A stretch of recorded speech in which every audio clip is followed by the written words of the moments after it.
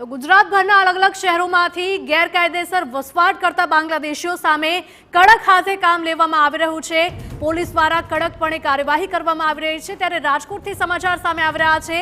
પોલીસે વધુ 2 બાંગ્લાદેશીને પકડી પાડ્યા છે। અત્યાર સુધીમાં 15 જેટલા બાંગ્લાદેશી પકડાઈ ચૂક્યા છે। વર્ષ 2015થી બાંગ્લાદેશી ભારતમાં રહેતા હતા।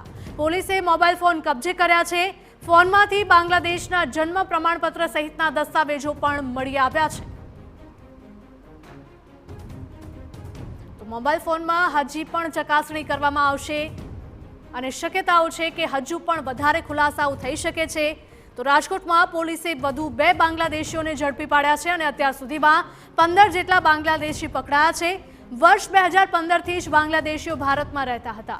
તો પોલીસે આ તમામ બાંગ્લાદેશીઓના મોબાઈલ ફોન પણ કબજે લઈ લીધા છે અને મોબાઈલ ફોનને કબજે લઈને તેની ચકાસણી કરવામાં આવી રહી છે। કયા કયા દસ્તાવેજો તેમના મોબાઈલ ફોનમાં રાખવામાં આવ્યા છે, કઈ જગ્યાએ તેઓ વાતચીત કરતા હતા, આ તમામ મુદ્દે પોલીસ દ્વારા હવે તપાસ કરવામાં આવી રહી છે અને ફોનમાંથી બાંગ્લાદેશના જન્મ પ્રમાણપત્ર સહિતના દસ્તાવેજો પણ મળી આવ્યા છે અને આ દસ્તાવેજોના આધારે તપાસ કરવામાં પોલીસને વધારે સરળતા મળશે અને વધારે મુદ્દા પણ પોલીસને મળી શકે છે।